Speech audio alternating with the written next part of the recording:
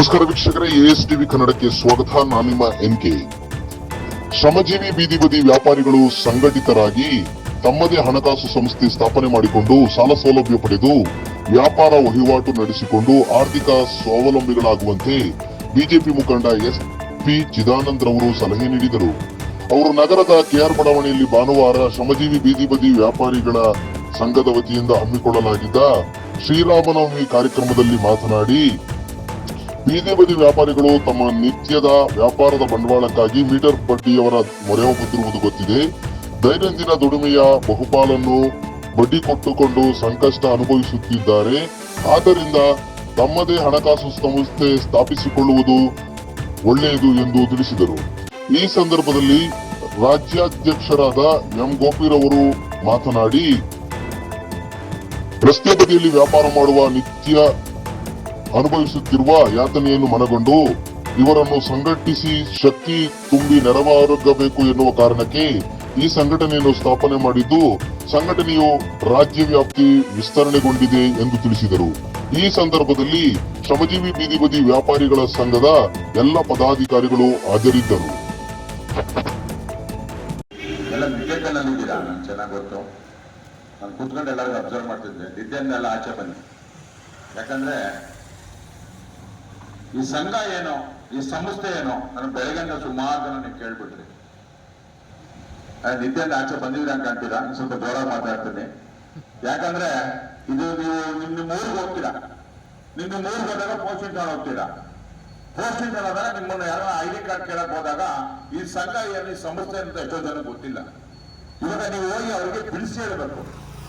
ಇದು ಇಲ್ಲಿರೋರಲ್ಲಿ ಎಲ್ಲರೂ ಬಡವರೇನೆ, ಯಾರು ದುಡ್ಡಿರೋರಲ್ಲ. ನಂಗೆ ಚೆನ್ನಾಗಿ ಗೊತ್ತು. ಇವ್ರು ಕೇಳಿದ್ರು, ಹಣ ಇದರಿಂದ ನಮ್ಗೇನು ಅನುಕೂಲ, ಇದರಿಂದ ನಮ್ಗೇನು ಅನುಕೂಲ. ಇದು ನಾವು ದುಡ್ಡುಗೋಸ್ಕರ ಸಂಸ್ಥೆ ಅಲ್ಲ ಸರ್, ಒಂದು ಜನಸೇವೆ. ನಾವು ಒಂದು ಜನಗಳಿಗೆ ಒಂದು ಸೇವೆ ಮಾಡೋದು. ಇವಾಗ ಇದು ಯಾವ ಊರಿದು? ತುಮಕೂರು. ಸಿದ್ಧಗಂಗಾ ಮಠಕ್ಕೆ ನೀವು ಯಾಕೆ ಲೇಟ್ ಮಾಡಿದ್ರಿ ಹೇಳಿ? ಆ ಮಠದಲ್ಲಿ ಒಂದು ಅರ್ಧ ಗಂಟೆ ನಾವು ಮಲ್ಕೊಳ್ಳೋಣ. ಅವ್ರ ಹೆಸರು ಮಾಡೋರಲ್ಲ, ಆ ಹೆಸರು ನಮ್ಮ ಕೈಯಲ್ಲಿ ಮಾಡೋಕ್ಕಾಗಲ್ಲ.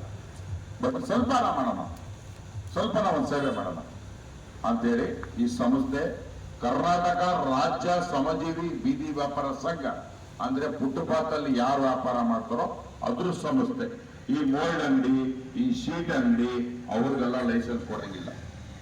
ಫುಟ್ಪಾತ್ ಅಲ್ಲೇ ಕೂತಿರ್ಬೇಕು, ಅವ್ನು ರೋಡಲ್ಲೇ ಇರ್ಬೇಕು, ಅವರಿಗೆ ಮಾತ್ರ ನಾವು ID ಕಾರ್ಡ್ ಮಾಡ್ಕೊಡ್ಬೇಕು.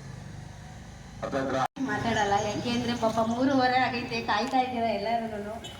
ಬೆಳಗ್ಗೆಯಿಂದ ರಾತ್ರಿಯಿಂದ ಬಂದು ಪ್ರೋತ್ಸಾಹಿಸ್ತಿದ್ದೀರಾ, ಅದಕ್ಕೆ ಎಷ್ಟು ಧನ್ಯವಾದ ಹೇಳಿದ್ರು ಸಾಲದು. ಮೊದಲನೇದು ಶ್ರೀರಾಮನವಮಿ ಹಬ್ಬದ ಶುಭಾಶಯಗಳು ಎಲ್ರಿಗೂ. ಪಾಪ ರಾತ್ರಿಯಿಂದ ಬಂದು ಇಲ್ಲಿವರೆಗೂ ನಮಗೆಲ್ಲ ಸಂಘಕ್ಕೆ ಸಹಕರಿಸೋದಕ್ಕೆ ತುಂಬ ಧನ್ಯವಾದಗಳು. ಅಷ್ಟೇ ನಾನು ಮಾತಾಡೋದು. ಯಾವ ರೀತಿ ಬಲಪಡಿಸಬೇಕು, ಯಾವ ರೀತಿ ನಾವು ನಡೆಸ್ಕೊಂಡು ಹೋಗ್ಬೇಕು, ಯಾವ ರೀತಿ ನಾವು ಬಲಪಡಿಸ್ಬೇಕು, ಯಾವ ರೀತಿ ಜನಸಂಪರ್ಕವನ್ನ ನಾವು ತರಬೇಕು ಅಂತ ಎಲ್ಲರಿಗೂ ಸಹ ತಿಳುವಳಿಕೆಯನ್ನು ಕೊಟ್ಟಿದ್ದಾರೆ. ನಾವುಗಳು ವಿಜಯಪುರದಿಂದ, ಶಿವಮೊಗ್ಗದಿಂದ,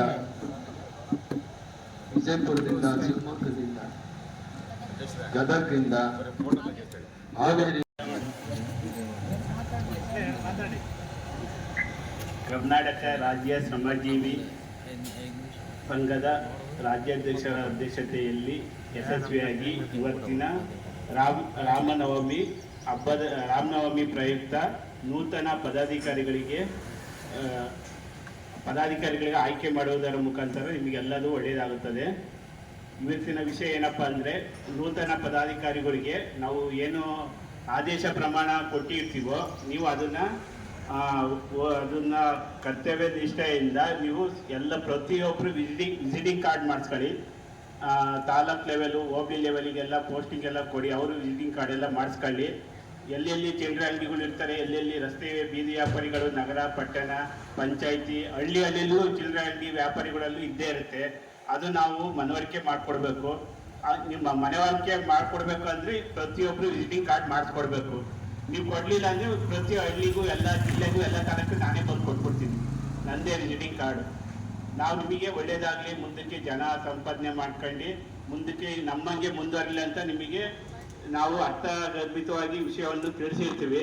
ನಿಮಗೆ ಏನೇ ಸಮಸ್ಯೆ ಏನೇ ಇದರಿಂದ ಅರ್ಥ ಆಗಲಿಲ್ಲ ಅಂದರೆ ನನ್ನ ಫೋನಿಗೆ ಕರೆ ಮಾಡಿ ಅರ್ಧ ಗಂಟೆ ಅಲ್ಲ 1 ಗಂಟೆ ನಿಮಗೆ ಕ್ಲಾಸ್ ಅಟೆಂಡ್ ಮಾಡ್ಬಿಟ್ಟು ನಿಮಗೆ ಏನೇನು ಬೇಕೋ ಮಾಹಿತಿ ನಾನು ಎಲ್ಲ ನಿಮಗೆಲ್ಲ ಪ್ರತಿಯೊಬ್ಬರಿಗೂ ತಿಳಿಸುತ್ತಾ ನಿಮಗೆ ಧನ್ಯವಾದಗಳನ್ನು ತಿಳಿಸುತ್ತೇನೆ. ದಯವಿಟ್ಟು ಈಗ ಊಟದ ಸಮಯ ಹತ್ರ ಬರೋದ್ರಿಂದ ಊಟ ಮಾಡ್ಕೊಂಡು ಇದು ಲೆಟರ್ ಆದೇಶ ಪ್ರಮಾಣ ಪತ್ರವನ್ನು ವಿತರಿಸಿದ ಅಂದರೆ ಊಟ ಮಾಡ್ಕೊಂಡು ಹೋಗ್ಬೋದು.